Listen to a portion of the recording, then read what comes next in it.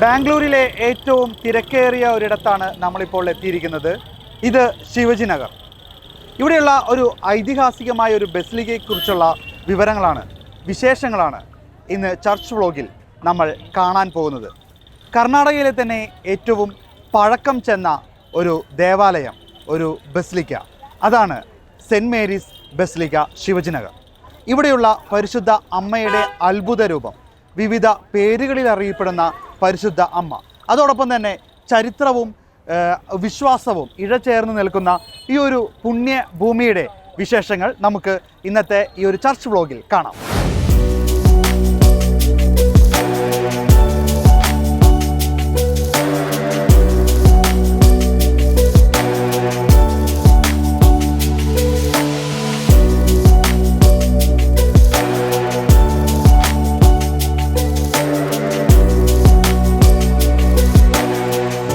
Gate കടന്ന് നമ്മൾ കയറുമ്പോൾ തന്നെ ഇവിടെ കാണാൻ സാധിക്കുന്നത് 1882 പണി പൂർത്തീകരിച്ച ഒരു ബസിലിക്ക ദേവാലയമാണ്.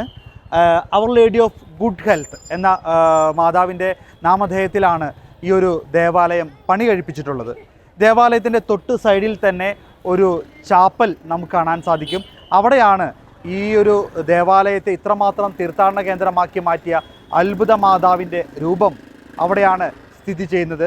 17-ാം നൂറ്റാണ്ടിൽ നിർമ്മിച്ച ആ ദേവാലയത്തിലെ രൂപം ഇന്നും അത് അനക്കാനാവാതെ തന്നെ അവിടെ വെച്ചിരിക്കുകയാണ്. നിരവധി വിശ്വാസികൾ അവിടെ വന്ന് പ്രാർത്ഥിക്കുന്നു.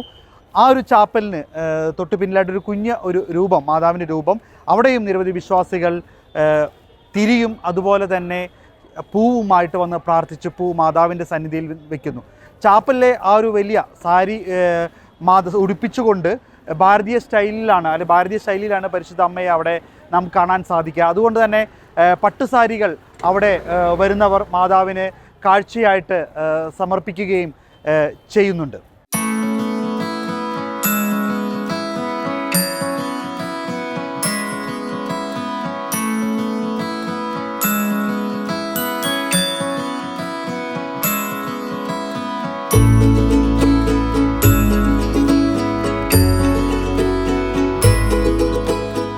This is Father Arik Sami Sebastian, parish priest of St. Mary's Basilica, Shivaji Nagar, Bangalore. This church is a historical and miraculous church and basilica. It has got a humble beginning in 18th century, where people came and started the devotion to Mother Mary. The entire place is known as Bilihakki Halli, where rice was cultivated, and there were many people gathered here, and they had the devotion to Mother Mary, and therefore they put a small thatched house keeping a Mother Mary statue and started giving the prayers. It was started in the year 1803. From 1813 onwards, we have priests coming here under the leadership of Father Abbe Duba, and there were masses offered, prayers are heard, and sacraments are celebrated. And we find Father Andreas was later took over as a parish priest, built a small church in the shape of a cross. And the present structure is inaugurated when Father Cleaner was the parish priest in 1882 on September 8th. And it was a grand affair where they opened this inaugurated this basilica. And the status of basilica was given in the year 1973 by Pope Paul VI.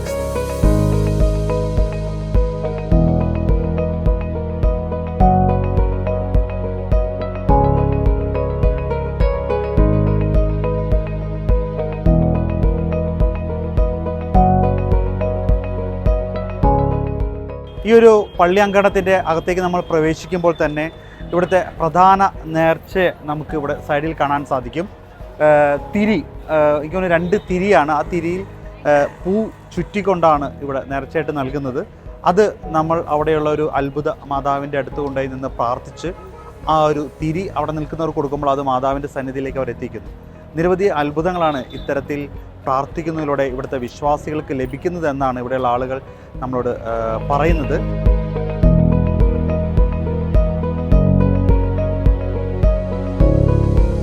രണ്ട് തിരിയാണ് നമുക്ക് ഇതിലൂടെ ലഭിക്കുന്നത്. ഈ രണ്ട് തിരിയിൽ ഈ പൂ ചുറ്റി നമുക്ക് നൽകുന്നു. ഇത് ഇവിടെ നിന്ന് നമ്മൾ പ്രദക്ഷിണമായി പ്രാർത്ഥിച്ചുകൊണ്ട് തന്നെ അവിടെ അടുത്തുള്ള ഒരു ചെറിയൊരു മാതാവിൻ്റെ രൂപം വെച്ചിരിക്കുന്ന ആ ഒരു ഗ്രോട്ടോയിൽ അവിടെ തിരി കത്തിച്ചുകൊണ്ട് നമ്മുടെ ആവശ്യങ്ങൾ പ്രാർത്ഥിക്കുന്നു.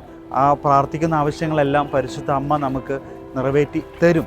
അതാണ് ഇവിടുത്തെ വിശ്വാസം. ഒരുപാട് പേർക്ക് അത്തരത്തിൽ ലഭിക്കുന്നു. അതുകൊണ്ട് തന്നെ വലിയൊരു തിരക്കാണ് ഇവിടെ ഇപ്പോൾ കാണാൻ സാധിക്കുന്നത്.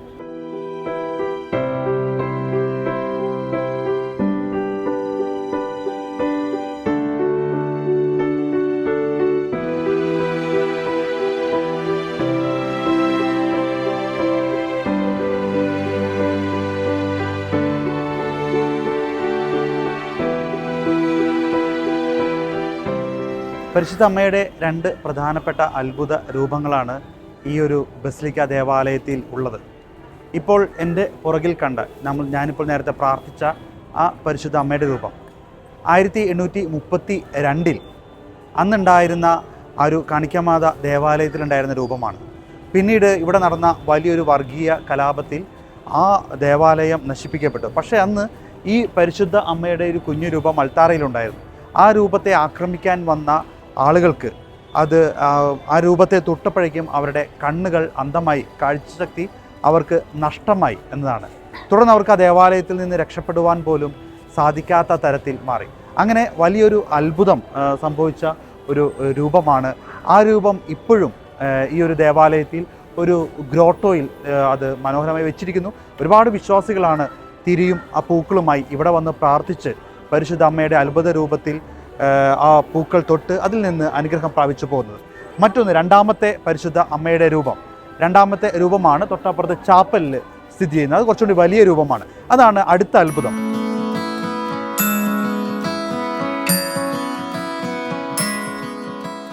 In this basilica, there are two important statues that pilgrims should know. One is a small statue placed in the center of the shrine, and it is a miraculous statue.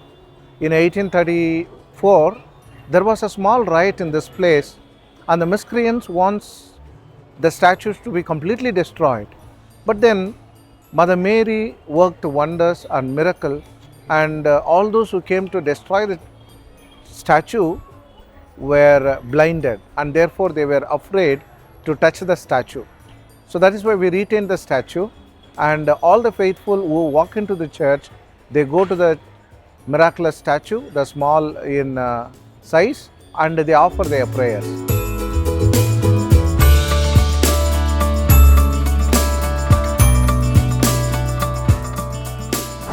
പതിനേഴാം നൂറ്റാണ്ടിൽ തമിഴ്നാട്ടിലെ ജിഞ്ചിയിൽ നിന്നും ഇവിടെ എത്തിയ കുടിയേറ്റ കർഷകരാണ് ഈ ഒരു പ്രദേശത്ത് ഇവിടെ ഓല മേഞ്ഞ ഒരു ചാപ്പൽ തങ്ങളുടെ ആത്മീയ ആവശ്യങ്ങൾ നിർവഹിക്കുന്നതിന് വേണ്ടി അവർ നിർമ്മിച്ചത്. തുടർന്ന് അവർ പ്രാർത്ഥനയും കാര്യങ്ങളും ഇവിടെ നടത്തിപ്പോന്നു. അവർ കൃഷി ചെയ്തിരുന്നത് വെള്ള അരി ആയതുകൊണ്ട് ഈ ഒരു പള്ളിക്ക്, ഈ ഒരു സ്ഥലത്തിന് വെള്ളരിപ്പാടം അല്ലെങ്കിൽ ബിലി അക്കി പള്ളി എന്നൊരു പേര് വീണു. പിന്നീട് അത് പറഞ്ഞ് ബ്ലാക്ക് പള്ളി എന്ന പേരിലും ആയി. തുടർന്ന് ആണ് 1800-കളിൽ ഇവിടെ ഒരു തർക്കം ഉണ്ടാകുകയും തുടർന്ന് ഈ ഒരു ദേവാലയം നശിപ്പിക്കപ്പെടുകയും ചെയ്യുകയായിരുന്നു.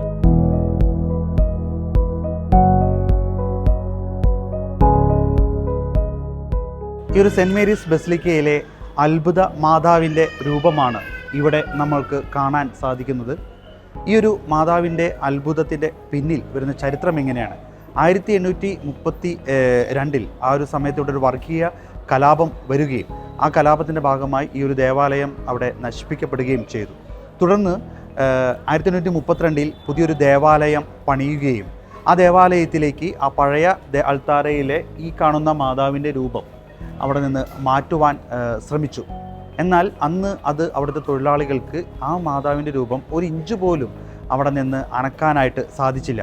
അങ്ങനെ അനക്കാനാവാത്ത ആ ഒരു പ്രതിമ, ആ ഒരു രൂപം അത് അത്ഭുത രൂപമായി മാറുകയും മാതാവിന് ഇവിടെയാണ് ഇരിക്കാൻ ആഗ്രഹം എന്ന് മനസ്സിലാക്കിക്കൊണ്ട് ഈ രൂപം ഇവിടെ തന്നെ സ്ഥാപിക്കുകയും ചെയ്തിരിക്കുകയാണ്. ഇപ്പോൾ നിരവധി വിശ്വാസികളാണ് ഇപ്പോൾ നമുക്ക് കാണാൻ സാധിക്കുന്ന പോലെ ഈ ഒരു മാതാവിൻ്റെ രൂപത്തിൻ്റെ പിന്നിൽ വന്ന് പ്രാർത്ഥിക്കുകയും അനുഗ്രഹങ്ങൾ യാചിക്കുകയും ചെയ്യുന്നത്. മാതാവിനെ സാരി ഉടുപ്പിച്ചാണ്, മനോഹരമായി സാരി ഉടുപ്പിച്ച് ഭാരതീയ ശൈലിയിൽ തന്നെയാണ് ഈ ഒരു മാതാവിൻ്റെ രൂപം ഇവിടെ പ്രതിഷ്ഠിച്ചിരിക്കുന്നതും. അത്തരത്തിൽ വലിയൊരു അത്ഭുതത്തിൻ്റെ ഒരു കഥയും ഈ ഒരു മാതാവിൻ്റെ പിന്നിൽ ഉണ്ട്.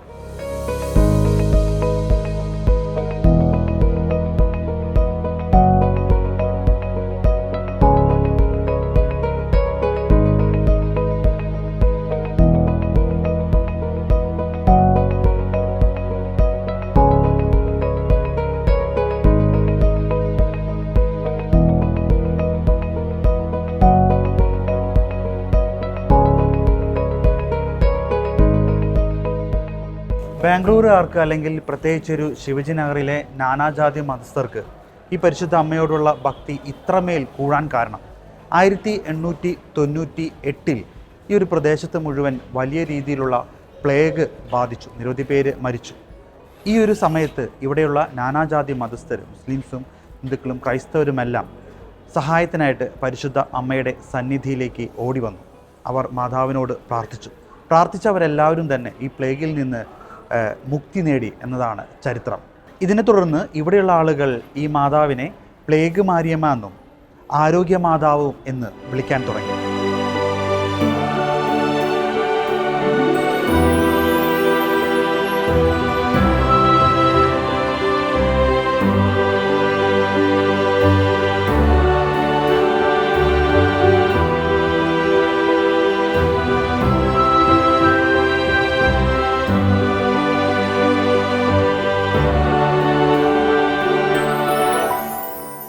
And also when you go into the shrine, you find a bigger statue.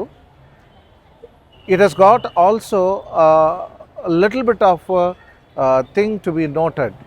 And this particular statue remains here from the day the basilica was inaugurated in this place. And they wanted to shift the statue inside the basilica, but then they were not able. And therefore, they constructed shrine over the statue, and people come in large numbers to celebrate these two important statues with their prayers and intercessions.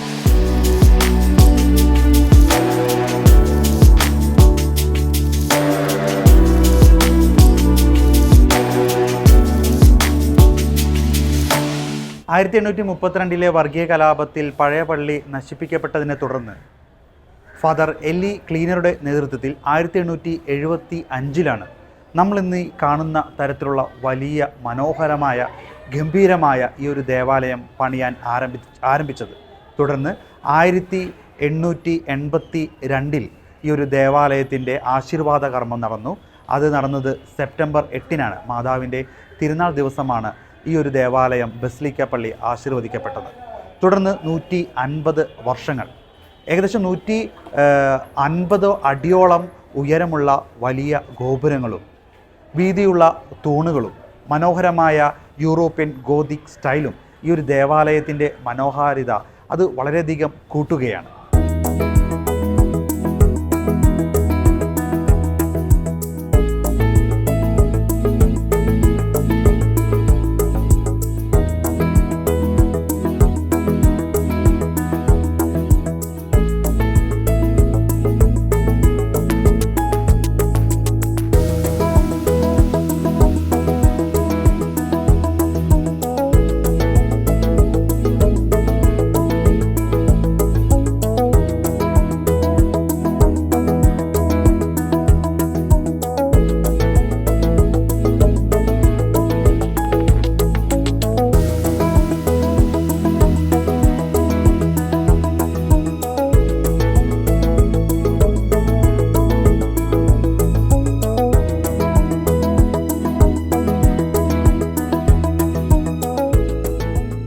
Gothic വാസ്തുവിദ്യയുടെ ഏറ്റവും മികച്ച ഉദാഹരണങ്ങളാണ് നമുക്ക് ഈ ദേവാലയത്തിൻ്റെ അകത്ത് നമുക്ക് കാണാൻ സാധിക്കുന്നത്. 160 അടി ഉയരമുള്ള ഗോപുരവും അതുപോലെ തന്നെ സ്റ്റെയിൻഡ് ഗ്ലാസ് ഉപയോഗിച്ചുള്ള ചില്ല് ജനലുകളുമെല്ലാം ഈ ദേവാലയത്തിൻ്റെ ഭംഗിയെ വളരെയധികം മനോഹരമാക്കുകയാണ്. ബാംഗ്ലൂർ നഗരമധ്യത്തിൽ ഈ ഒരു ദേവാലയം സ്ഥിതി ചെയ്യുമ്പോഴും തിരക്കേറിയ ശിവാജി നഗറിൽ ഈ ദേവാലയമുള്ളപ്പോഴും ഈ ദേവാലയത്തിൻ്റെ അകത്ത് കയറി നമ്മൾ പ്രാർത്ഥിക്കുമ്പോൾ വലിയൊരു ആത്മീയ അനുഭവമാണ്, ശാന്തതയാണ്, അത്തരത്തിലൊരു ആത്മീയ അഭിഷേകമാണ് ഈ ദേവാലയത്തിൻ്റെ അകത്ത് ഓരോ വിശ്വാസികൾക്കും ലഭിക്കുന്നത്. അതുപോലെ തന്നെ 144 വർഷം പഴക്കം ഉള്ള ഈ ഒരു ദേവാലയം, ഈ ഒരു ബസിലിക്ക 150 വർഷത്തോടുകൂടി അടുക്കുകയാണ്. 1973 പോൾ ആറാമൻ മാർപ്പാപ്പയാണ് ഈ ഒരു ദേവാലയത്തിന് ബസിലിക്ക പദവി നൽകുന്നത്.